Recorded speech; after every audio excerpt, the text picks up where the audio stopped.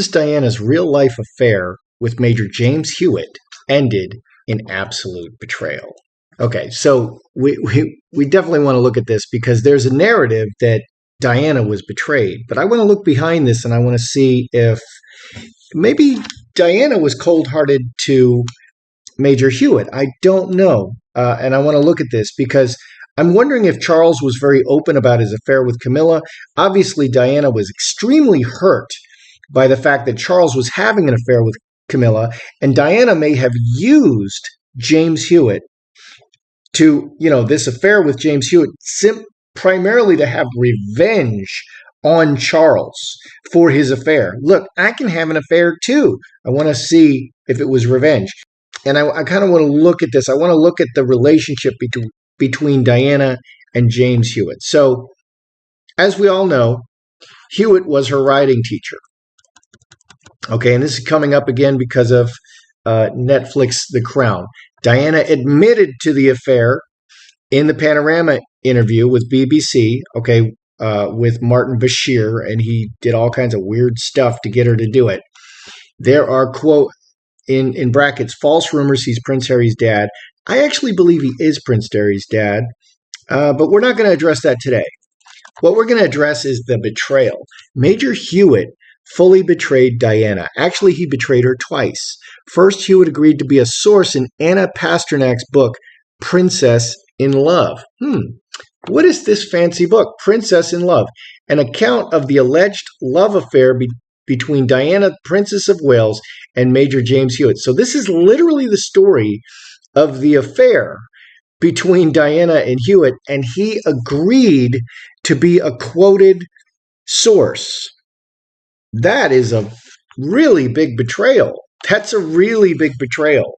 Was he trying to get rich and famous off of this? And the second thing that he did, in an even more astonishing betrayal, Hewitt attempted to sell his personal letters from Diana for $10 million, telling Larry King, I think it's important to understand that they are or will become important historical documents. I think it might be irresponsible not to sell them and to generate something one can do some good with. Oh my goodness. Honestly, these are Diana's love letters to Hewitt. That sounds to me like Hewitt is a scorned lover, and now he wants revenge. Good day, YouTubers. Welcome back to my channel. Time for a spot of royalty. So this is Hewitt, and this is Diana. And, they say that I actually believe that Harry is from Hewitt. But what strikes me, this is Diana, with the boys, Will and Harry. What strikes me is that Diana did not live a charmed life at all. Her husband, Charles, was unfaithful from the beginning. She married as a virgin, and her husband was unfaithful with this woman, Camilla, that he ultimately married. She was tricked by Martin Bashir into this interview, told that she was being followed, there was a plot on her life, and she was ultimately killed because of this interview. So she actually lived a really difficult life. Yeah, Diana did not live a charmed life. She lived a really difficult life. Let's take a look at some of these things. How open was Charles about his affair with Camilla? Was he trying to hide it, or did he just rub it in her face? Because it is a kindness. Since he is having an affair, it would be rather kinder for him to just kind of not rub it in her face, at least. So how open was Charles about his affair with Camilla? Because I want to know, how angry was Diana? Because she was very hurt by it, but was he just like rubbing it in her face? How open was Charles about his affair with Camilla?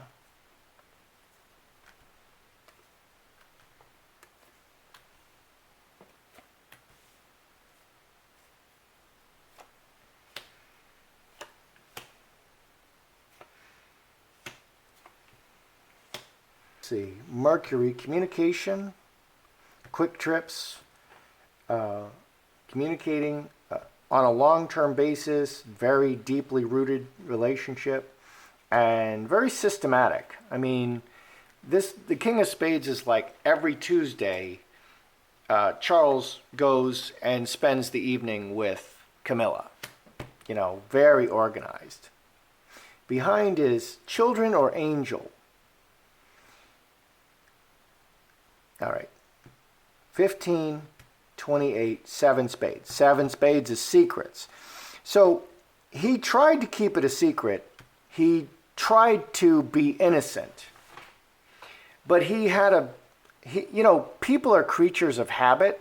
He and Camilla had their habits of when they would see each other, and it was kind of transparent. He didn't speak of it. He didn't rub it in, Charles didn't rub it in Diana's face, but she was very much a part of his life. He was constantly talking to her and taking trips to see her, and he was very systematic. Like every Tuesday, he would go to see Camilla. And obviously, Diana figured this out. Like, where are you going on Tuesdays, Charles? You know, outside of the relationship, from outside. Man, he tried to be sweet. Man and roses, or this could be the affair, but the affair should not show up as King of Hearts. It should show up as like, well, either King of Spades but King of Spades is showing here. King of Diamonds, King of Diamonds would be good, maybe.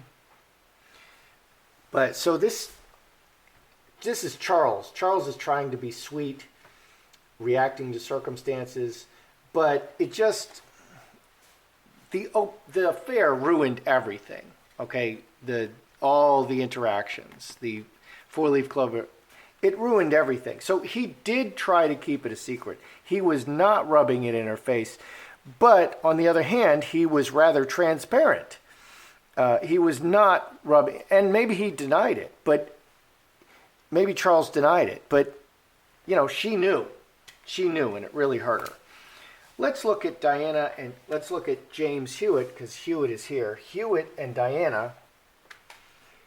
Was Diana's affair with Hewitt, did it begin as revenge for Charles? Because it could have begun as revenge against Charles, and then, you know, beautiful Harry comes out, and, you know, Diana bonds very strongly to Hewitt, whereas maybe Hewitt realizes that this is just an affair, and he betrayed her very, very badly. So I think he did not have that deep and strong bond. So I want to look at the beginning, was she just taking revenge against Charles for having an affair with Camilla? Hewitt.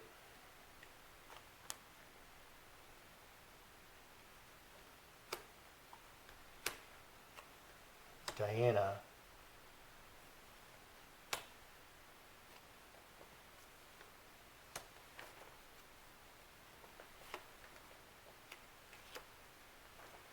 What do we have here over with Diana? Cup overflowing. This is joy and physical pleasure, inheritance. 26, finger of God. Outside the relationship. Incubus, succubus. Incubus, succubus is the just sex card, just sex and enjoyment in the context of her marriage. And she went outside the relationship. So initially, this is just a fling.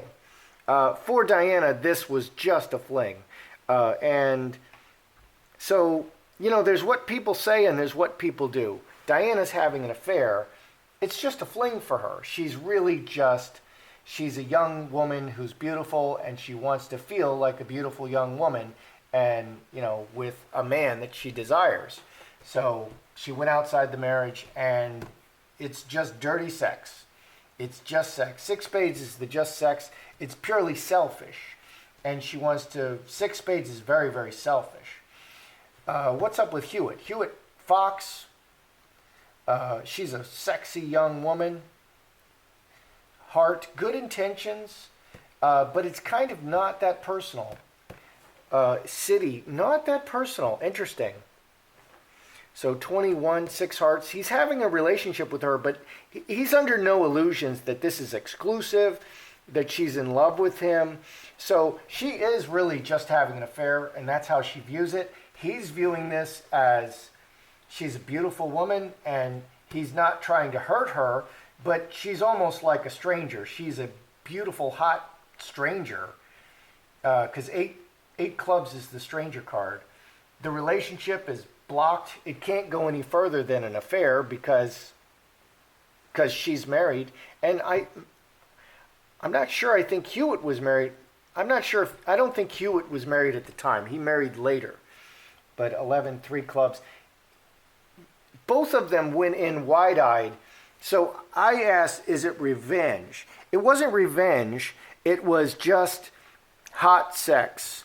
A hot affair with a handsome dude and a beautiful woman. And that's how both of them viewed it. It wasn't, she didn't do it for revenge. Okay, but neither of them thought it was, you're the one, Diana. You're the one, James Hewitt. I want to be with you, and I'm going to get rid of Charles. None of that was going on. So Hewitt, the first betrayal is he is a quoted open source in Anna Pasternak's book, The Princess in Love. Okay, what was his intention? Was he seeking fame? Was he seeking fame and fortune by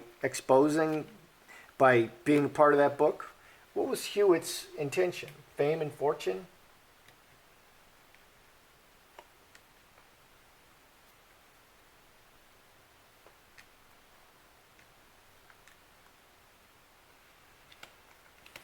Hewitt seeking fame and fortune here. Broken relationship. Hightower, the official, breaking away from... Hightower is the highest place.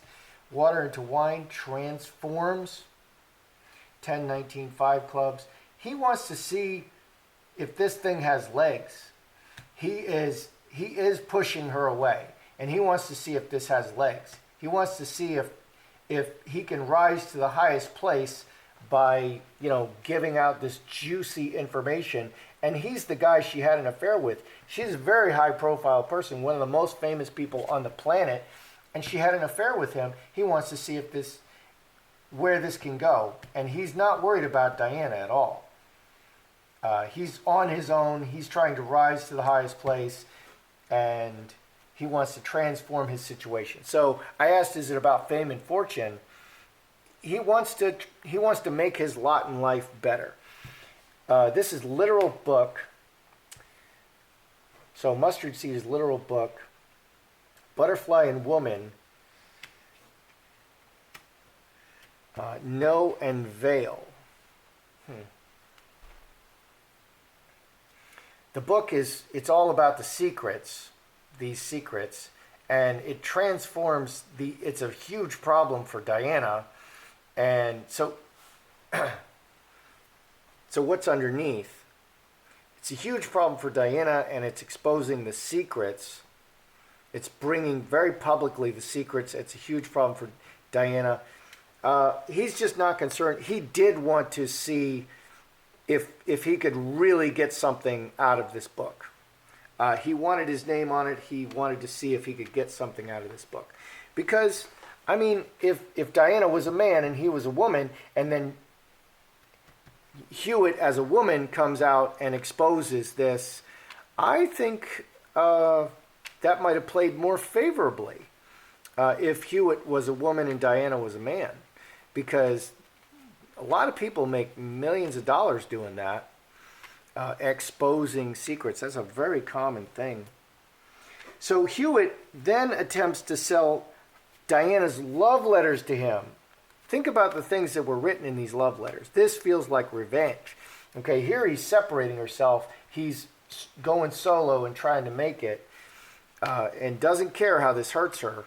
Is he taking revenge because they're no longer together? What is his intention? Is it revenge? because they both seem to go into it with no illusions.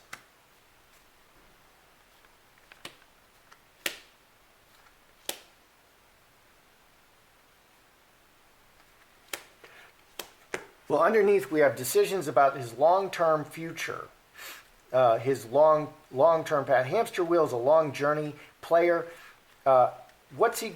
How is he going to earn his money into the future? Making money in the future. Here we have 2 money cards. We have the 8 diamonds and 3 spades.